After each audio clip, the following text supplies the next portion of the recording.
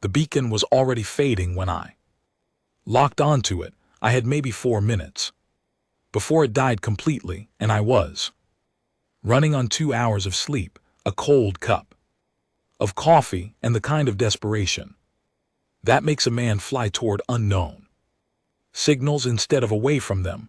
My ship, the Mule, was not built for speed. She was built for hauling salvage across the outer expanse, and she looked exactly like what she was, a battered, rust-colored freighter with a cracked forward viewport and an engine that coughed every time I pushed her past 60% thrust. I pushed her to 75 and held on. The signal was coming from a dead moon. No atmosphere, no light, no orbital traffic, nothing out here but rock and ice and the kind of silence that makes your ears ring. I had been working this sector for 3 weeks, chasing ghost readings and burned-out relay stations, and I had found exactly nothing worth money. My debt to Conclave creditor, named Vorth, was 62,000 galactic credits, and Vorth had stopped being patient about 2 weeks ago. His last message had been 11 words.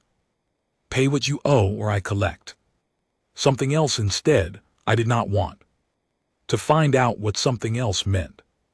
So when the beacon lit up on my scanner, I did not slow down and think carefully about the risks, which any sensible person would have done. I aimed the nose of the Mule straight at that moon and burned everything I had.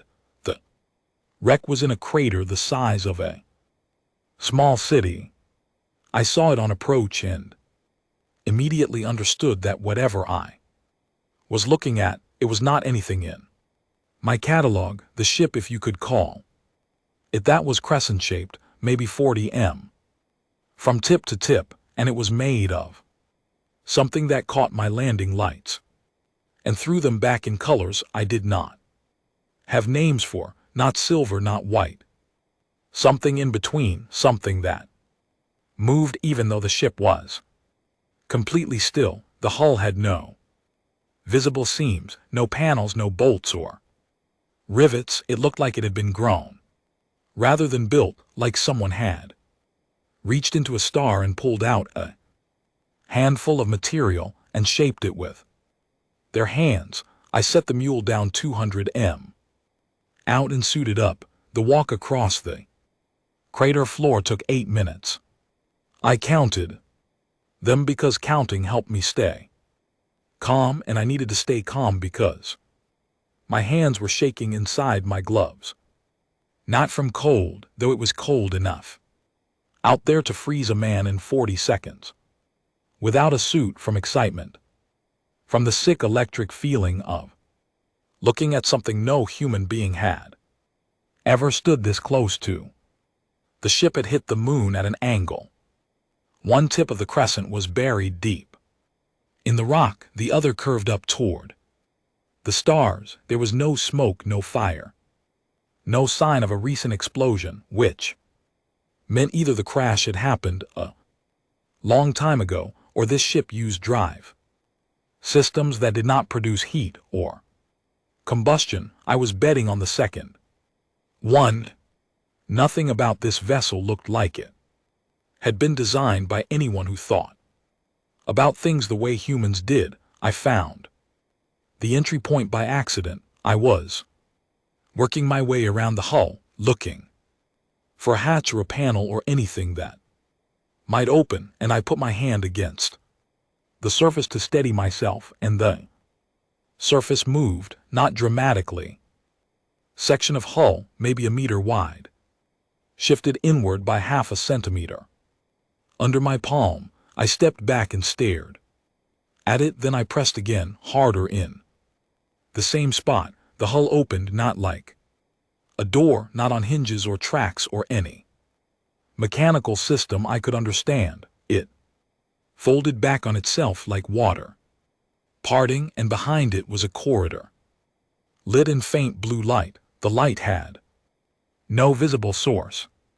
It was just there, coming from the walls, steady and calm. and about as welcoming as anything I had ever seen inside a wrecked ship, which is to say not very welcoming at all. I went in anyway. The corridor was narrow and curved, following the crescent shape of the outer hull. The floor felt slightly soft under my boots, which was unsettling. Walls, floor, ceiling, all the same seamless material, all glowing. That faint blue, no consoles, no controls, no chairs, no straps, no safety systems of any kind that I could see. Whoever built this either did not worry about crashes, or they had very different bodies than I did. The corridor opened into a central chamber, and that was where I found her. The chamber was larger than it had any right to be, given the size of the ship from outside. That bothered me for a moment, before I filed it away to think about later. In the center of the chamber, raised on a platform that seemed to grow directly out of the floor, was a stasis pod, long oval, made of the same material as everything else, with a panel of faint symbols running down one side, and inside, visible through the transparent cover, was a figure. I stood at the edge of the platform and looked at her for a long time. She was tall, I could tell.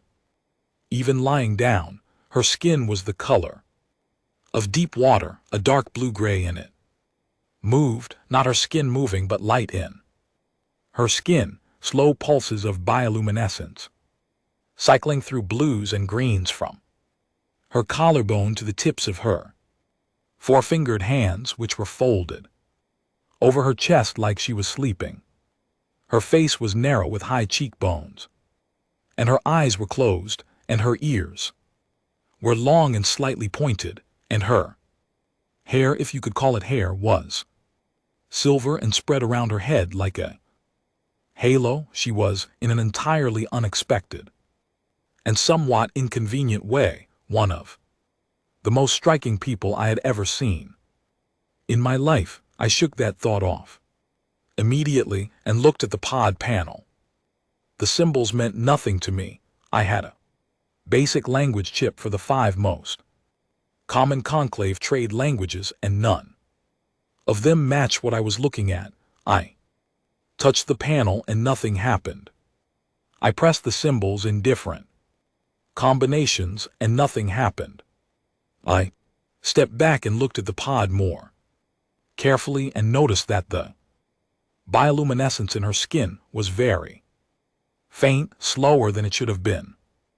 Maybe I had no idea what normal looked like for the species, but something about the rhythm felt wrong, too slow, too dim. Then the panel went dark. All the symbols went out at once, and a sound came from the pod that I felt in my chest before I heard it, a low, resonant hum that dropped in pitch over 3 seconds, and then stopped. The transparent cover began to fog. The light in her skin flickered and went still. I did not think. That is the honest truth of what happened next. I did not assess the situation or weigh the risks or consider the legal implications of interfering with alien technology on an unregistered salvage survey. I just moved. I got my hands under the edge of the cover and pulled. It did not move. I pulled harder, and then I found the seam along one side, and I worked my fingers into it, and I pulled with everything I had, and the cover came free with a sound like cracking ice and fell to the chamber floor. She was not breathing. I checked for a pulse the way I had been trained, pressing 2 fingers against the side of her neck, and there was nothing. Her skin felt cool, not cold, not dead cold, just cool, the way a person feels when they have been lying still for a long time. I did not know her biology. I did not know if what worked on a human chest would work on whatever she was. I did not know if I would break something inside her. That could not be fixed. I knew exactly None of the things a person is supposed to know before attempting to restart. Heart, I did it 30 compressions too. Breaths the way they taught me in field. Training in a desert a very long way. From this dead moon, I focused on the count because if I thought too hard about what I was doing, which was pressing on the chest of an alien person whose anatomy I knew nothing about in a crashed ship I had found by accident. Because I needed money, I might stop, and stopping was not an option. She gasped. On the 14th breath cycle, not a small gasp, a huge full-body convulsion like someone had grabbed her by the shoulders and shaken her, and her eyes opened, and they were the color of storm clouds with faint rings of gold around the pupils, and they focused on me with an expression I did not need a translator. Chip to read, pure uncomplicated terror. She pushed herself back against the far end of the pod, which was not very far, and she made a sound that was somewhere between a word and a scream, and she held both hands up between us, and the bioluminescence in her skin went from almost nothing to blinding in about half a second, filling the chamber with cold, blue-white light that made me throw my arm over my eyes. I sat back on my heels and held my hands up too. I said the only thing that made sense to say. I said, "Easy, easy, I'm not going to hurt you. You were not breathing. I was helping." She stared at me, the light in her skin began to slow, cycling down from blinding to merely bright, and she kept both hands raised between us, and she said something in a language that sounded like water running over stones, flowing and musical and completely impossible for my translation chip, which gave me nothing but a soft chime, indicating no match found. "I do not speak your language," I said slowly. "My name is Mac. I found your ship. I am a salvager. You were in a pod, and the pod stopped working, and you stopped breathing, so I performed emergency resuscitation." She did not understand any of that, but she watched my face while I said it, and the hands came down a few centimeters. The light in her skin settled into a slow, steady pulse of deep blue, which I was going to guess meant something calmer than what came before. She said something else, shorter this time, one word, maybe two, and then she looked around the chamber, and her expression changed from terrified to something worse, something I had seen on people before in field hospitals and disaster sites, that expression that happens when a person realizes how much they have lost.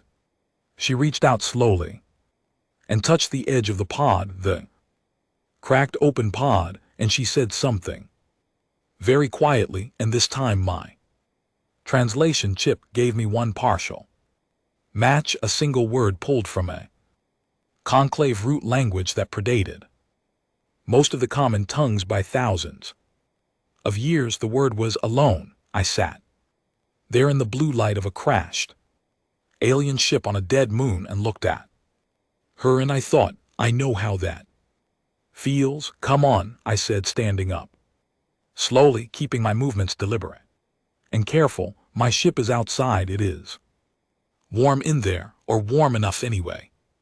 She did not understand the words, but she watched me stand, watched me offer a hand, and after a long moment that felt like it lasted several times longer than it actually did, she reached out and took it. Her hand was cool, and her grip was firm, and as I helped her to her feet, the light in her skin cycled through three colors I had never seen before, and I had absolutely no idea what any of them meant. I walked her back through the corridor and out onto the surface of the dead moon, and she stopped at the threshold and looked up at the stars. She stood there for 30 seconds exactly, not moving, just Looking, then she looked at me, and then she looked at the mule sitting 200 m away with her running lights blinking. Amber in the dark, I could see her. Deciding whether to trust me, I was glad. She could not see me deciding whether I had just made the biggest mistake of my life. She walked with me to the ship. I helped her up the ramp and got the airlock sealed, and when the pressurization light went green, I pulled off my helmet and she watched me do it, and then she looked at the small, cluttered, slightly smelly interior of the mule, and her expression said very clearly that she had imagined rescue would look quite different from this. I pointed to the co-pilot's chair, which was the cleanest seat available. She sat down. I sat down across from her, and we looked at each other in the warm yellow light of the mule's interior, and she said something that sounded like a question, and I said, "I know it is not much," and neither of us understood the other, and somehow that felt exactly right. I poured her a cup of water and set it on the console between us. She looked at it for a long time before she picked it up. Outside, the dead moon turned slowly under a sky full of stars that neither of us had grown up beneath. The beacon had gone dark. There was nothing left of her ship but metal and memory, and somehow in the space of 45 minutes my run of terrible luck had managed to get considerably more complicated. I started the engines. I had no idea where we were going yet, but I had a pulse to account for now, and that always changes the math. The first full day was mostly silence and mutual observation, which is a polite way of saying we spent about 18 hours staring at each other across the narrow interior of the mule and trying to figure out what the other person was going to do next. Her name, as near as I could tell, was Sarah Vathalan. She told me this by pointing at herself and speaking slowly. The second morning, watching my mouth as I tried to repeat it, correcting me with small sounds when I got it wrong, which was every time for about an hour. The full name had tones and harmonics in it that my human throat could not produce without sounding like I was malfunctioning, so I called her Sarah. She found this offensive for about 12 hours. I could tell because every time I said it, the bioluminescence in her skin went a sharp, unhappy orange. Then, somewhere around the second evening, the orange stopped happening, and I decided to count that as acceptance. She would not eat my food. I put a ration pack in front of her, and she looked at it the way you look at something you suspect might be alive, then pushed it carefully to the side. I put out water, which she accepted. I put out a protein bar, which she examined, smelled, and sat down with an expression that suggested she had made her decision, and the answer was no. On day 2, I found her in the galley, methodically going through every container in the supply cabinet, checking labels and smelling contents, and she eventually produced a bag of dried fruit and ate 3 pieces of it, with the caution of someone diffusing something dangerous. I felt unreasonably proud of the dried fruit. The communication problem was real, and it was large. My translation chip had given up entirely on her language after about 6 attempts. It was not a gap in the database. The technician at the relay station had told me once it was what happened when a language predated the database by several thousand years. The roots were there, buried in archaic conclave records, but the chip was designed for practical trade languages, not linguistic archaeology, so we improvised. She was smarter about it than I was. On the afternoon of the First day she found a piece of hull plating I used as a writing surface and scratched a symbol onto it with a tool. From her belt, then she pointed at the symbol, then at herself, then at me. Then made a questioning gesture. I understood she was asking what my symbol was. My written name, I wrote. Mac. She studied it for a long time, tracing the letters with one finger. Then she wrote her symbol next to it. 4 flowing lines that looked like a wave. She pointed at it, then at herself, then she pointed at my letters, then at me. We went from there. By day 3, we had a small shared vocabulary. Not spoken, mostly written on the hull, plating or gestured with our hands, but enough to exchange basic information. I knew she was not comfortable, not injured, not hungry, and very worried about something I could not identify.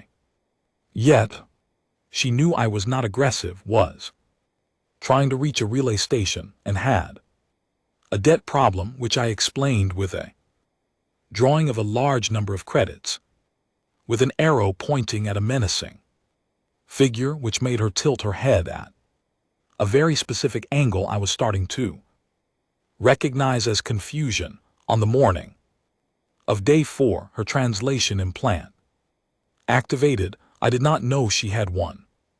She had apparently been working on it since she woke up, running calibrations in the background while we communicated through drawings, and on the 4th morning she looked up from the co-pilot's chair and said, in accented but perfectly clear English, "Your emergency resuscitation technique is that standard for your species?"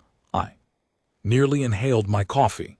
"CPR," I said, when I had stopped coughing. "Yes. Pretty much everyone learns it. You compress my thoracic cavity with your hands," she said. She did not sound angry. She sounded like she was filing information. "Your heart stopped. That is how you restart it. That is how you restart it," she repeated carefully, by applying force to the chest. 30 compressions, 2 breaths, repeat until pulse returns. She was quiet for a moment. The light in her skin did something complicated, multiple colors at once cycling through in a pattern I had not seen before among my people. She said, that action, pressing on another person's chest cavity with force, is the opening movement of a formal execution ceremony. I stared at her. When I first opened my eyes, she said, I believed I was being killed. I was saving you. I understand that. Now, the colors in her skin settled slowly into a steady soft green. I thought about it for several days. Your face, the sounds you were making. I concluded that you were attempting to help, not harm. She paused. It took considerable reasoning. I sat back in my chair and thought about those first few seconds after she woke up, when she pushed herself against the back of the pod and her skin went white hot with light and she screamed. I thought about what it would have looked like from her perspective, waking up in a crashed ship to find an unknown creature looming over her, hands on her chest pressing down. I am sorry, I said. I did not know. You could not have known, she said. You acted to preserve my life, using the only method available to you. That is not something that requires an apology. She said this very matter-of-factly, as though the logical conclusion was obvious. I found myself thinking that she was very good at separating the emotional reaction from the rational analysis of a situation. I filed that away. Who are you? I asked. I meant it generally, species, origin, that kind of thing. I am Ve3, she said. My family is the sovereignty. My father is the high sovereign of the Ve3 conclave territories. I sat with that. For a moment, you are a princess, I said. The word does not translate precisely, but the function is similar. Yes, and you were on that moon because my transport was attacked. For the first time, the steady green in her skin flickered toward something darker. 11 crew. They put me in the pod and initiated emergency separation before she stopped. I was the only one in a pod. I am sorry, I said again. This time she did not say it required no apology. She looked away at the starfield outside the viewport and was quiet for a long time. Where are you taking me? She asked eventually. Relay Station 14. It is the nearest point with a conclave frequency broadcast. I thought you could contact your people from there. She looked at me. You have been heading for a conclave station the entire time. You needed to get home, I said. That seemed like the priority. The colors in her skin did something I had not seen yet, a slow, warm pulse of gold spreading outward from her center like a sunrise. It lasted only a few seconds, then faded back to green. I did not ask what it meant. Some things you learn to read without needing a definition. She spent the rest of the day in the co-pilot's chair working on her translation implant, improving the calibration, building vocabulary. I flew and maintained the engines and pretended not to watch her. She had, I was realizing, an engineer's mind, precise and curious, interested in how things worked rather than whether they were impressive. She spent 40 minutes examining the mule's navigation panel with an expression of deep professional concentration. This system is very old, she said. Yes, it is still functional. Barely. You have modified it, she said. This was not a question. Several times. Original parts are hard to find. She nodded slowly. I worked on ship systems before I was required to take up formal duties in my father's court. I prefer engineering to politics, she said. This the way people say things they have said before, truths they have had to keep defending. I may be able to improve your navigation calibration if you would permit it. I looked at her. You crashed into a moon 3 days ago and you want to fix my navigation system. It would give me something to do, she said simply. I pulled up the access panel and handed her a toolkit. She worked for 6 hours straight. I fell asleep in the pilot's chair and woke up to find the navigation system running smoother than it had in 4 years. The error reduced by 60%, and Sarah sitting cross-legged in the galley eating dried fruit and reading something on a small device she had retrieved from her belt. I looked at the navigation display for a long time. Thank you, I said. She looked up. You fixed my heart, she said. This is a smaller thing. I was not sure about that, but I let it stand. On day 5, she asked me about the debt, not diplomatically, not carefully, directly, the way engineers ask about problems. You drew a large number with an arrow pointing at it. She said, is that a real danger to you? Vorlag is not a patient creditor, I said. If I do not pay him, he will take the mule and probably more. How much do you owe? 62,000 credits. She was quiet for a moment. I have access codes for a V3 family account that would cover that amount approximately 412 times over. I stared at her. I could transfer the funds, she said. It would take 40 minutes. I'm not taking your money, I said. She tilted her head. Why not? It took me longer than it should have to find the answer to that, because I did not help you because I wanted payment, I said finally. I helped you because you needed help. She looked at me with an expression I could not fully read. Light in her skin was still, no color. No pulse, just the natural bioluminescence, slow and quiet, among the conclave species, she said. Carefully, assistance of significant scale is always preceded by a negotiation of exchange, service for service, resource for resource. Nothing of value changes hands without prior agreement. She paused. You helped me without any agreement. Yes, you did not know who I was. No, you could not calculate what you might receive in return.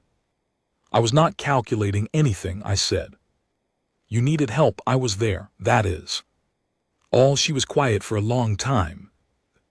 Light came back slowly, that same gold pulse I had seen the day before, warm and spreading. Among your species, she said. Is this normal? I thought about it. Honestly, some people, I said. Not all. But enough. She nodded once slowly, as though she was recording something important. That evening she fixed the secondary coolant coupling that had been leaking for 2 years. She did it without asking, while I was in the back running engine checks, and when I came forward and found it done, I just stood in the corridor and looked at it for a moment. You did not have to do that, I said. It was about to fail completely, she said. Another week and you would have lost engine too. I know. Then why were you not fixing it? I did not have the right part. She held up a small, perfectly machined component that she had apparently fabricated from spare materials in the supply cabinet. This will hold for approximately 3 years, she said. After that you will need a proper replacement. I took the component and looked at it. It was exact, better than exact. It fit the coupling like it had been designed specifically for the mule's engine, which was impossible because the mule was 40 years old and built by a company that no longer existed. How did you know the dimensions? I asked. I measured them, she said, while you were sleeping. I did not know what to say to that, so I installed the part and went back to the pilot's chair and looked at the stars for a while, thinking about the strange, specific arithmetic of the situation. An alien princess fixing my ship with parts she machined from scraps, 'cause the coupling was about to fail, and I had helped her without calculating the return, and somehow those two things felt related. On day 6 we reached Relay Station 14, a V3 response fleet was already there, 40 ships. I did not know they were V3 at first, because I had never seen a V3 ship up close, but Sierra made a sound when she saw them on the scanner, a short, sharp sound that carried relief and grief and something else all at once. Your people, I said. My father's ships. She said. He was looking for me. Good, I said, and meant it. She looked at me. The light in her skin was doing something I had not seen before. Flickering uncertainty, like someone who cannot decide which way to walk. They will want to speak with you, she said. The man who found me, you will be questioned. That is fine. I have nothing to hide. They will treat you as she paused. You are human to the conclave. That means something specific, an expectation. They will not treat you poorly, but they will not treat you as an equal either. I shrugged. I have been treated worse. She looked at me for another moment, then she said, your name, Mac, is that shortened from something? Marcus, I said. Marcus Reyes. Mac is what people call me. Marcus, she said, trying the sound of it. I will tell them Marcus Reyes found me and brought me home. I will make certain They understand what that means. You do not have to do that, I know, she said. That is why I want to. The lead V3 ship hailed us. I answered it, and a voice came through my comms in a language my chip could not touch, and then Sarah leaned forward and said something in response that was clearly her name, and clearly also a statement of authority. And the voice on the other end changed tone immediately. I watched the fleet begin to maneuver around us, 40 ships of that same seamless, impossible construction, catching the light and throwing it back in colors that moved. And I thought about Vorith and his deadline and my debt and the cracked viewport on the mule, and then I thought about the woman sitting next to me who had fixed my engine coupling and eaten my dried fruit and told me that CPR looked like an execution ceremony. I thought, well, this is not how I expected this week to go. She turned and looked at me just before the docking. Connection sealed. Thank you, Marcus. Raise, she said, not formally, just directly, the way she said everything. Clear and without decoration. Any time, I said, which turned out, as it happened, to be a much more binding statement than I intended. The first V3 vessel I boarded from the inside was the kind of experience that makes you feel very specifically human, not in a bad way. Not exactly, more the way you feel when you walk into a building that was designed for purposes you do not fully understand, where all the proportions are slightly different from what you expect, where the light comes from places you cannot locate, where the floors feel too smooth and the ceilings are too high, and every surface seems to breathe, not hostile, just deeply, fundamentally not made for you. I followed Sarah through a docking corridor that curved upward in a gentle arc, and 2 V3 guards fell in behind us without a word. They were tall, both of them taller than Sarah, and their skin pulse steady blue, the color of authority. I was learning they did not touch me, they did not have to. Their presence behind me was clear enough. The ship's interior reminded me of the crashed vessel in the crater, the same seamless surfaces, the same sourceless light, but larger, more complex, with chambers and corridors branching off in directions that seemed to suggest a geometry I could not quite follow. We passed several other V3. They all looked at me. Some of them looked at me the way people look at something interesting. Others looked at me the way people look at something they are not sure is safe. Sarah did not explain me. She did not slow down or stop to introduce me. She moved through her father's flagship like she owned it, which she somewhat did. And I stayed close and tried not to touch anything. We reached a large circular chamber with a high dome overhead and a floor that was a single continuous piece of something that looked like dark glass. Standing in the center of the chamber were 4 V3, all in formal attire, all with the slow, controlled bioluminescence of people who were working very hard not to show what they were feeling. The tallest one, a man with silver-gray bioluminescence, and Sarah's same high cheekbones, looked at his daughter for a long time without speaking. Then he looked at me. I had been looked at by important people before, generals, senators, a galactic commerce commissioner once, outside a relay station on the far rim. None of them had this particular quality of attention, which was not hostile and not warm, but total, like being the only object in the room. Sarah spoke for several minutes. I could not follow any of it, but I could follow the shape of the conversation, the way you can follow music without knowing the words. She was explaining She was defending, she was stating, not asking. Her father listened without interrupting, which I suspected was not his usual mode. At the end he looked at me again. "You are Marcus Reyes," he said. His translationship was better than mine. His English was nearly perfect. "Yes, sir," I said. "You found my daughter's vessel?" "Yes, you entered it without authorization. The beacon was active. Inhuman salvage law, an active distress beacon authorizes intervention regardless of vessel registration. This is not human space." "No," I said, "but I brought her home." He was quiet for a moment.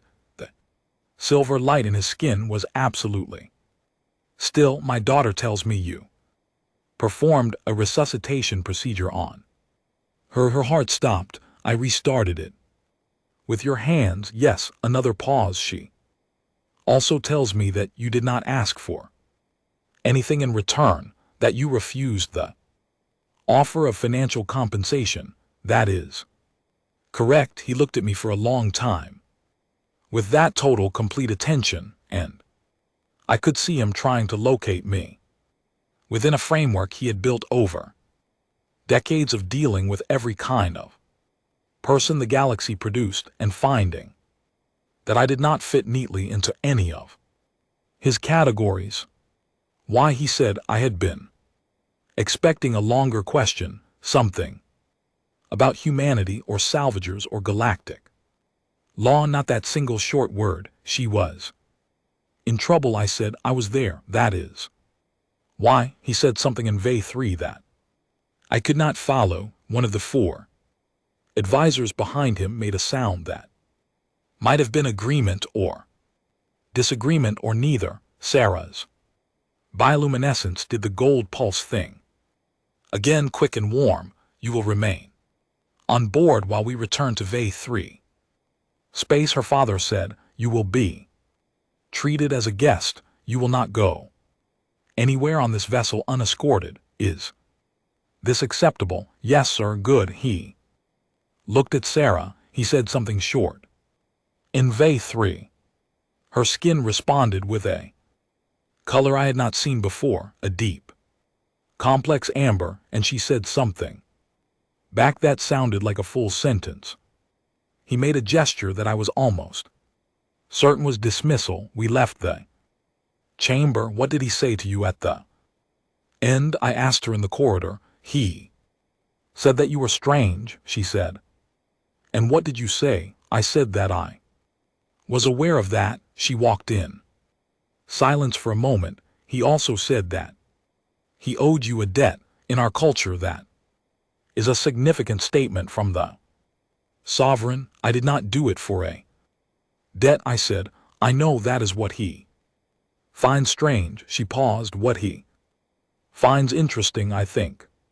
He does not often encounter things he cannot predict." She showed me to a guest chamber that was larger than the entire interior of the mule and contained, among other things, a sleeping surface, a bathing facility, and a window that looked out on open space. I stood at the window for a long time after she left, watching the stars move as the fleet turned toward V3's space base. The next 3 days were strange in a way that was different from the strangeness of being alone with Sarah on the mule. That had been the strangeness of two people in a small space trying to understand each other. This was the strangeness of being the only human in a world where human was not nothing, but was also not very much. The V3 fleet staff were polite.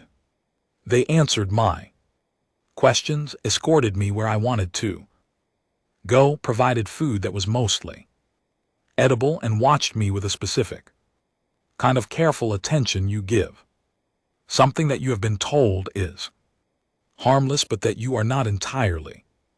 Sarah came to find me on the second day. She brought us an analyst, a young V3 woman with quick eyes and a device for recording everything, and she introduced her as an official researcher assigned to document my presence for conclave. Records, her name was Vale, and she had been studying humans at a distance for 2 years and had never actually been in a room with one before. She looked at me the way I had looked at the crashed ship on the moon, like something that defied the catalog. "May I ask you questions?" she said. Her English was careful and precise. "Go ahead," I said. She asked me about Earth, about human history, our biology, our social structures, our technology level. I answered everything. When she asked about our wars, I did not soften it. I gave her the real version, the long version, the version that included the parts humans preferred not to think about too hard. I told her about the weapons we had built that could erase cities. I told her about the things we had done to each other and to the planet we lived on. I watched her expression change as I talked. "And your species survived this?" she said. It was not quite a question. "We are still here," I said. How that was the question I had been waiting for, and I had been thinking about how to answer it since before she asked it, because it was the question I had asked myself 1,000 times, lying in field hospitals and disaster sites and cramped salvager bunks at the edge of nowhere. "I do not know exactly," I said. "I think it is because we do not accept limits." "Not really. We build limits, rules, agreements, systems, all of that. But when those systems fail, when everything collapses, something in us does not recognize the end. We just start again." Vale wrote something down. "Is this an individual trait or a species trait?" "Both," I said. "It starts with individuals, one person who refuses to stop, and then more people follow that person, and then it becomes a cultural habit, and after enough generations it is just what humans are." "That is remarkable," she said. She said it the way scientists say things when they mean, "I am going to think about this for a very long time." On the third day we reached VA3 space, and I understood for the first time what the phrase truly meant. I had been in conclave space before. I had visited ring stations and trade hubs and relay platforms. I thought I had a reasonable sense of what civilizations that had been spacefaring for thousands of years looked like. I was wrong, and I understood that I was wrong the moment we dropped out of transit drive and I saw the VA3 home system for the first time. There was a ring station the size of a small moon, orbiting a gas giant with what looked like a permanent atmospheric structure running along its outer equator.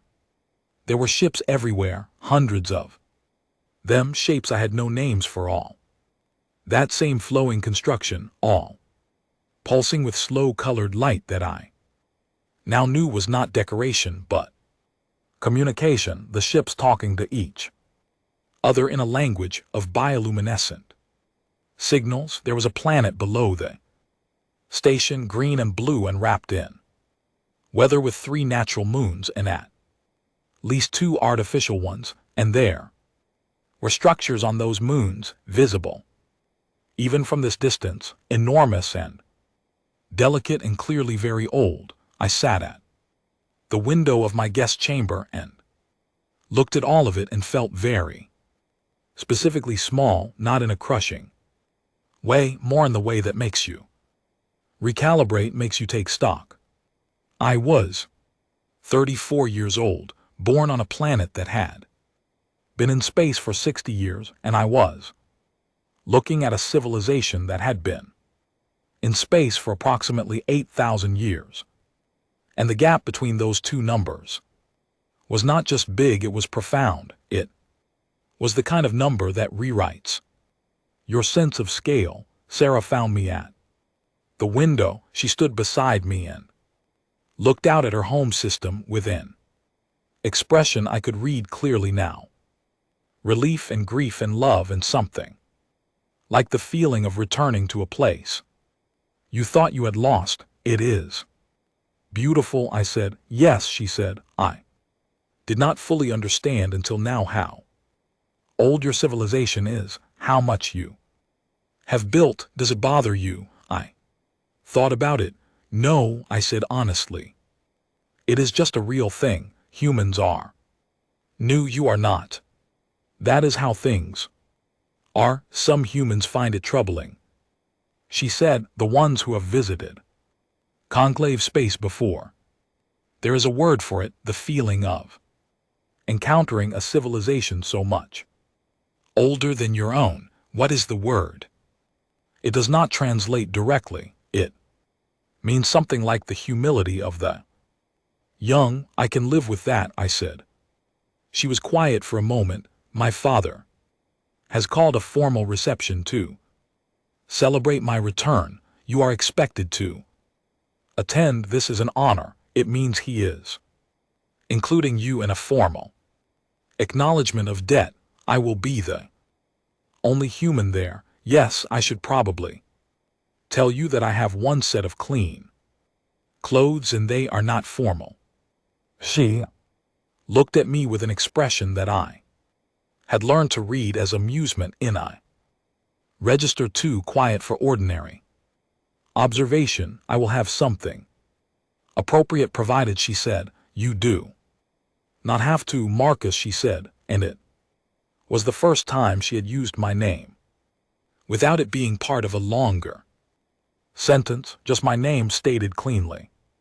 You are going to stop telling me I do not have to do things. I'm aware that I do not have to. That is not relevant. I looked at her for a moment. The light in her skin was warm amber and steady. All right, I said. The formal reception was held in a chamber that made the flagship's docking hall look small. Hundreds of VA-3 attended. There were also representatives from 6 other conclave species, tall and small and scaled and feathered, and things I had no category for, all in formal attire, all gathered in a room that simultaneously the most beautiful and the most intimidating place I had ever stood. I wore VA-3 formal clothes that Sarah had arranged, dark fabric that moved like water, cut for human body by someone who had apparently studied human proportions very carefully. In the preceding 4 hours, it fit perfectly. I was still recognizably human, which meant I was still recognizably the smallest person in the room, but I looked like I belonged, which was the important thing. Sarah stood beside me for most of the evening. She introduced me to people with her hand lightly on my arm, a gesture of social protection that I understood even without a translation. Jib. She spoke for me when the language was too fast for my implant. She clarified when I was misunderstood, and she navigated me through a social landscape that operated on rules so different from anything I knew that I would have been completely lost without her. Several people asked her in my presence in, clearly expecting me not to understand what it was like to be rescued by a human. She always answered the same way. I caught the word she repeated each time, a VA-3 word my chip eventually matched to a root meaning. The one who acts without calculation. It sounded in her language like a title. Her father gave a formal speech of which I understood about half, and at the end, he looked directly at me and said something that made the entire room go very quiet. Sarah translated it quietly into my ear. He says that the sovereignty recognizes Marcus rays of Earth as a friend of the VA-3 family. He says that this recognition carries with it full hospitality rights, travel protections in all VA-3 space and a formal letter of safe passage in the High Sovereign's name. I looked at the High Sovereign across the room. He looked back at me with that same total measuring attention. I inclined my head. He inclined his. The room exhaled. Afterward, when the reception wound down and the guests moved to other chambers and the formal obligation of the evening were done, Sarah found me at a window overlooking the home planet. "What are you thinking?" she asked. I'm thinking that yesterday I was worried about a debt I could not pay," I said. "And today I am standing in a room where a sovereign government just gave me a letter of safe passage. Your debt to Vorth," she said, "it is settled. My father's office transferred the funds this afternoon." I turned to look at her. I said I did not want to be paid. "You were not paid. The sovereignty does not pay debts of honor. We settle obligations. There is a difference." She met my eyes evenly. "The man you owed money to was threatening your safety. My father considers your safety a matter of sovereign concern now. He acted accordingly. That is a very fine distinction," I said. "Yes," she said, and the expression that was too quiet to be ordinary amusement appeared again. "It is." I looked back at the planet. Below, somewhere out there, was the mule, docked in the station bay, probably the most out-of-place vessel in 100 light years in any direction, and somewhere farther out was the dead moon, with the crashed crescent ship in the crater still sitting there, a hole full of memory. "What happens next?" I asked. "For you, for both of us." She was quiet for a moment. "For me, I resume my duties. There are consequences to my kidnapping that require political attention.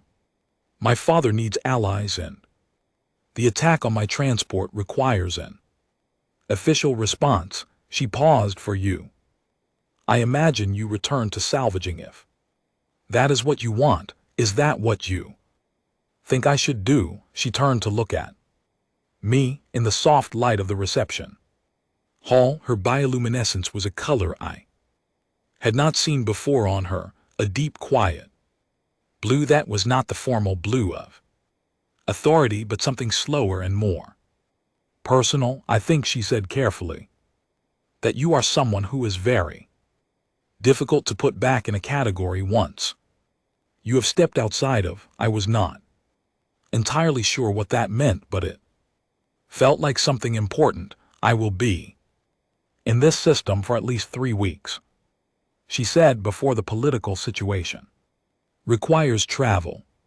If you wish to remain as a guest of the sovereignty during that time, my father has extended that invitation." I thought about the mule, the station bay, freshly refueled and debt-free and sitting there waiting. I thought about the outer expanse and the salvage runs and the long hours of silence. Then I looked at Sarah with her quiet, deep blue light in her engineering mind and her ability to manufacture a coolant coupling from spare parts, and I thought, there will always be salvage runs. 3 weeks, I said. "I can do 3 weeks." The light in her skin did the warm amber again, slow and steady, and I was beginning to understand that amber meant something. It took me 2 more days to find the right word for it. It meant good. Nobody had told me about the Keth. That was my fault partly. I had been so occupied with the strangeness of A3 space, the beauty of it, the sheer scale, that I had not paid much attention to the strategic situation. Sarah had mentioned that her transport was attacked. I had assumed the way you assume things when you are overwhelmed by other information, that the attack was an isolated incident, a criminal action, something small. It was not small on my Ninth day in VA3 space, I was in the station's observation deck, which was a glass-floored platform overlooking the gas giant below, when a VA3 officer found me and told me, politely but urgently, that my presence was requested in the tactical chamber, not as a guest, this time as someone who might have something useful to say. The tactical chamber was deep in the station's core, and it was the first place I had been in VA3 space that looked functional rather than beautiful. Screens covered 3 walls, displaying star maps and fleet positions and data. Streams I could not read but could interpret by shape. There were 15 VA3 officers present, and Sarah and her father and 2 advisors I had not met before, and on the central display was a pattern of fleet movements that I recognized. I recognized it the way you recognize a face you have not seen in years, not consciously, not immediately, but with a cold, prickling certainty that starts in your stomach before it reaches your brain. I stood at the back of the chamber and looked at the pattern and felt the certainty grow. The High Sovereign was speaking.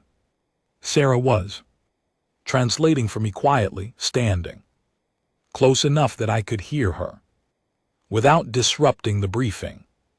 The Keth Dominion, she said, had been pushing against conclave border territories for 40 years, small incursions withdrawn before formal protest was viable, a pattern of testing. 2 months ago the pattern changed, larger forces, deeper incursions. The attack on her transport was not a criminal action, it was a targeted military operation to remove her from the diplomatic equation before a formal conflict began. The conclave had responded 3 times with precise, coordinated counterattacks. All 3 times the Keth absorbed the strikes and pushed harder. We cannot understand their strategy, the lead tactical officer was saying, and Sarah murmured. The translation: they accept losses that no rational calculus supports. They give up positions of value to advance positions of lower strategic worth. They behave as though the outcome of individual engagements is irrelevant. I was still looking at the display. It is not irrelevant to them, I said. The room went quiet. I had not meant to speak out loud, but the words were out, and 15 VA3 officers and a sovereign were looking at me, and there was nothing to do but continue. May I asked, gesturing at the display. The High Sovereign looked at his tactical officer. The officer nodded barely, the VA3 equivalent of a shrug. The High Sovereign made a gesture of permission. I walked to the display and looked at the fleet positions for a moment, then I started pointing. This position here, which they gave up last month, it looks like a loss, a valuable orbital platform surrendered under pressure. Why would they do that? I tapped the screen. Because taking it cost you resources, ship's personnel, time. They gave you the platform, you spent to take it. They moved here instead to this position, which is worth less on its own, but which puts them in range of this supply corridor. I pointed to a chain of positions moving across the display. They are not trying to win engagements. They are trying to wear you down. Every time you win a battle, you spend something: SH ships, resources, crew, time. They are accepting battlefield losses to impose strategic costs. They will keep doing this until either they have exhausted you or you change how you are fighting. The room was very quiet. We know this pattern, I said. On Earth we called it attrition warfare. It is very old, it is very ugly, and it is Very difficult to stop once it starts. Because the only effective counter is to play the same game, which means accepting that you are going to lose a great deal before you start winning. I stopped talking. 15 V3 officers were looking at me with expressions ranging from skeptical to deeply unsettled. The High Sovereign said something. Sarah translated. He asks how. You know this because humans invented it. I said independently. We used it on each other for centuries. I know what it looks like because I grew up on a planet where every military academy teaches the history of another. Silence. Then the tactical officer said something, and Sarah translated. He says the pattern is familiar to them now that it is named. He says they did not have a name for it before. Now you do. I said the name is the least important part. The important part is changing how you respond. The High Sovereign looked at me for a long moment. Then he said something to Sarah directly. She turned to me. Her expression was careful and controlled, but I could see something working underneath it. He wants to know, she said quietly, if your government would be willing to provide military advisors. I had known the question was coming. I had known it since I walked to that display and opened my mouth, and I had been dreading it. That is not my decision, I said.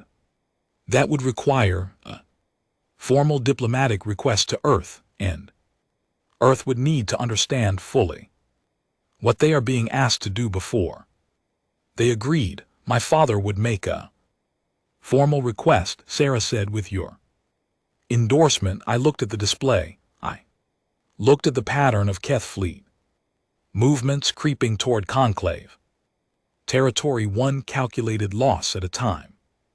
I thought about what happened the last someone applied this strategy on Earth, and the time before that, and the time before that, all the long, ugly, grinding chapters. I thought about sitting in the co-pilot's chair fixing my navigation system, eating dried fruit with the caution of someone diffusing something, looking at my drawings and building a shared vocabulary from nothing. I thought about what I had told Vale the xenologist about humans not accepting limits, about the cultural habit of starting again. I thought, if I endorse this, I am not sending advisors. I am sending a doctrine, a way of thinking about war that the Conclave has never encountered, and you cannot teach that and then untaught it. You cannot show people how humans think about survival and then put it back in the box. After that conversation, I found Sarah alone in one of the station's engineering sections, which was where she went when she needed to think. She was examining a faulty atmospheric regulator with the focused private expression of someone who is using a technical problem to manage a larger one. I told her what I was thinking, all of it, including the parts about the doctrine and the box. She listened without interrupting, which was something I had come to recognize as how she listened to things she considered important. You are right, she said. When I finished, the Conclave does not fully understand what it is asking for. And you, she set down the regulator. She looked at me with that clear, direct attention that she brought to things she was about to say. Honestly, I understand it better than my father does, she said. I have spent 2 weeks with you. I have watched how you think, how you solve problems, how you respond when the expected solution does not work. You improvise, you exceed your own parameters, you refuse the answer that says stopped. That is remarkable. It is also, from a certain perspective, something that should be approached carefully. Yes, I said, but Carefully is not the same as not at. All, she said, the Keth are not being careful, they are using a strategy that, if left to run, will erode the conclave. Over decades, my father's people not understand what is happening to them. Until it is too late, she met my eyes. Your people understand it, that is not an accident, that is experience, it is not the kind of experience anyone should be proud of, I said. No, she agreed. But it is the kind that matters, right? Now I was quiet for a moment.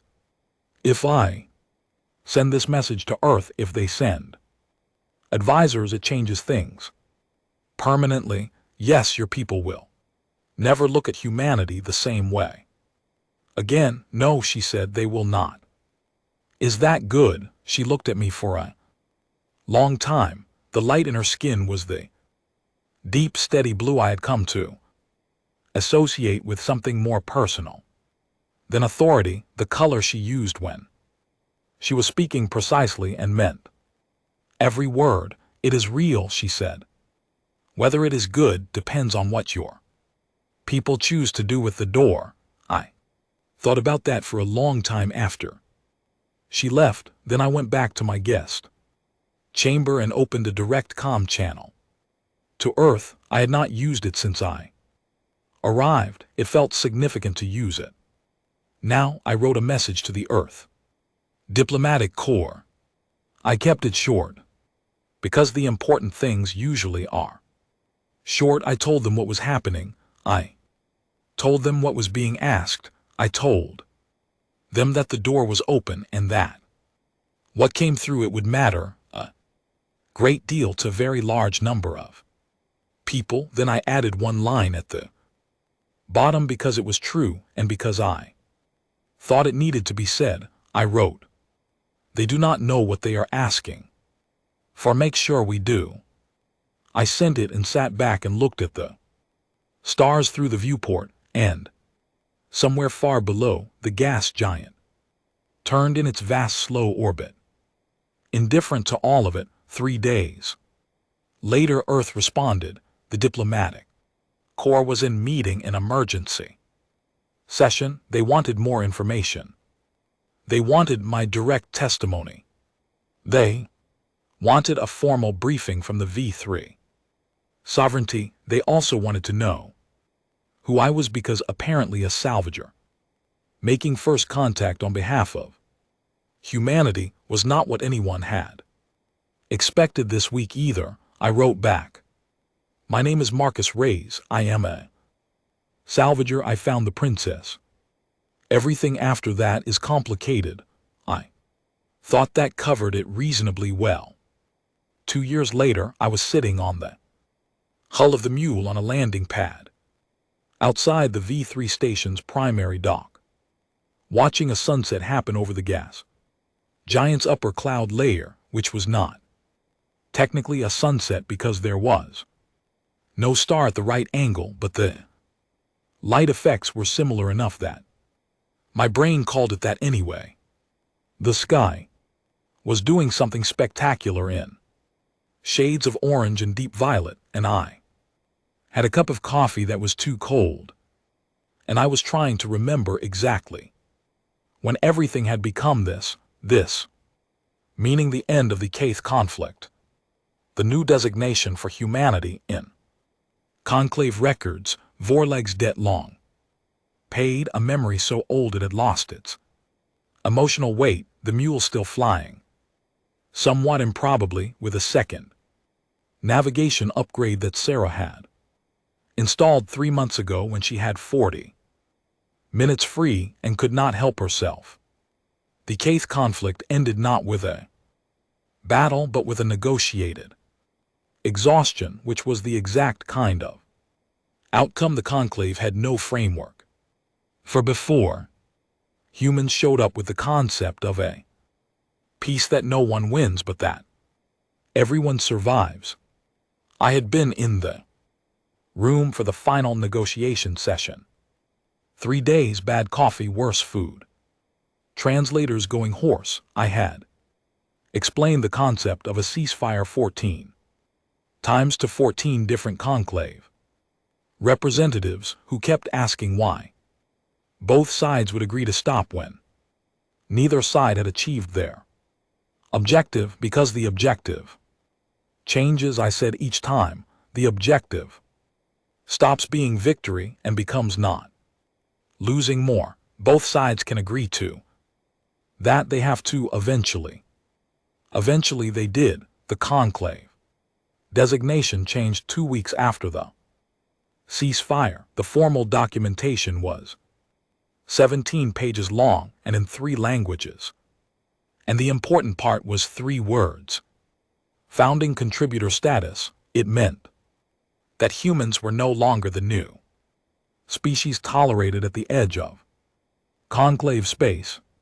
It meant we had, in the specific and permanent way that political designations indicate, become part of something. Not everyone was happy about it. There were factions in the conclave who thought that humanity's particular brand of strategic thinking was a contamination, not a contribution, that we had introduced a way of reasoning about conflict that could not be unlearned, that the galaxy would be permanently less stable with humans in it as equals rather than curiosities. They were not entirely wrong, I had said as much in my formal testimony to the Conclave Council, which was not what most human diplomats thought I should say, but which I felt was the honest answer. Humans are destabilizing, I said. We have always been destabilizing. We destabilize the situations we are in because we do not accept the situation as fixed. That is not the same as being dangerous. It is the same as being present, I was told. That was a very unusual diplomatic statement. I said I was a salvager, not a diplomat. The council recorded it. Anyway, the mule's hatch opened and Sarah sat down beside me on the hull. She had a cup of something warm in both hands, and she folded her legs and looked at the gas giant light show with the expression she used for things she considered beautiful and did not need to say so. We sat in silence for a while. It was a comfortable silence, the kind that takes time to build between two people and that you do not notice building until one day it is just there, fully formed. The council session finished early, I said. It went better than expected. The border treaty language held. She sipped from her cup. Vale released her research paper today.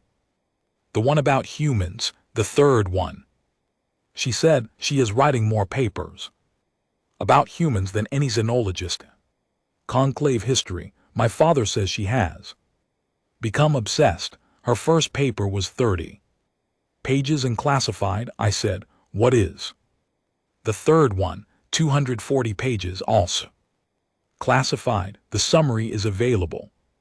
She was quiet for a moment. The summary says they are not what we expected. They are something we do not have an existing category for.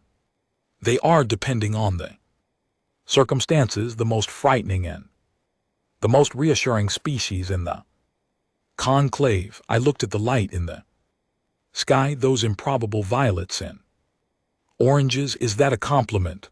I asked. From Vale, Sarah said, it is the highest possible one. I finished my cold coffee and set the cup down. I turned down the diplomatic corps offer. This morning, I said. She did not look surprised. The desk position, yes. The stable salary, the formal title, the office with a view of the station, exterior, all of that.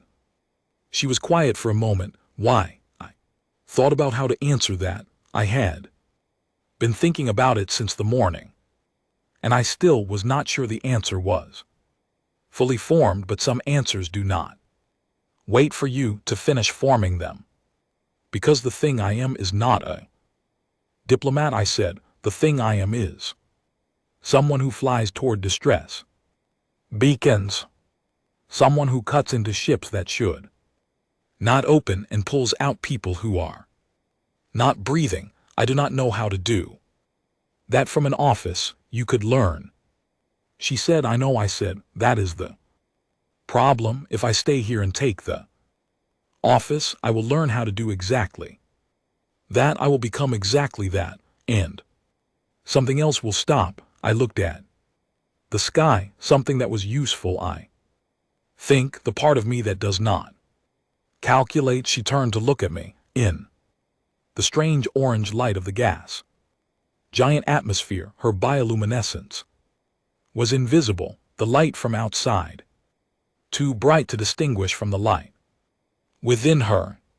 She looked for a moment like anyone, like a person sitting on the outside of a ship at the edge of something vast, thinking about what came next. Vale asked me something in her interview last month. Sarah said she asked me if I thought humans were, at a fundamental level, driven by courage or by stubbornness. What did you tell her? I told her I was not sure there was a difference. She looked back at the sky. I still think about that. I thought about it too. Courage, stubbornness. The distance between them seemed to collapse the more you examined it. You do the thing that needs doing. You keep doing it. You do not stop when the numbers say stop. Whether that is brave or simply obstinate depends on whether it works. The formal position is still open, Sarah said, if you change your mind. I know. My father would be pleased. I know that. Too, I would not be displeased, she said very quietly, which was a different thing from what she had said before, and she knew it and I knew it, and we both let it sit there in the orange light. Without pushing on it, I looked at the mule. My ship scraped and patched and older than it had any right to be, sitting on the pad with the running lights blinking amber in the growing dark. I had gotten the viewport crack fixed 6 months ago. That had felt like a milestone of some kind, the first major repair I had done, not because I had to, but because I wanted to, because the ship deserved it. I stood up and offered Sarah a hand, which she took, which she no longer looked at with a specific wariness she had used to look at human gestures with. She stood up beside me, and for a moment we were standing very close together on the hull of the mule, with the gas giant doing impossible things with light behind us. And neither of us moved. I am going to go, said back out. There will be another beacon somewhere. I know, she said. There are still sectors no one has surveyed. The outer expanse has changed since the war. There will be things worth finding. There always are, she said. I will have the ship come frequency active, I said. Same as it has been. Then I will use it, she said. Same as I have been. I looked at her for one more moment in that light. Her bioluminescence was back now, visible again as the outside light faded. That quiet, steady amber that I had spent 2 years learning to read, and that I understood now as precisely as I understood my own name. I went down the ramp and into the mule and sealed the hatch and powered up the engines. The old cough was still there when I hit 60% thrust, not as bad as it used to be, but there, a reminder of what the ship was, and where it had been, and how it had gotten from there to here. I lifted off the pad and cleared the station and set a heading for the outer expanse. There was a salvage reading 2 days out, possibly a derelict relay platform from before the war, possibly something no one had seen in it. I had no idea which. That was the thing about salvage runs. You did not know what you were going to find until you found it. You just aimed at the signal and flew. In the Conclave archives, I was later told there was a file on humanity that had been growing.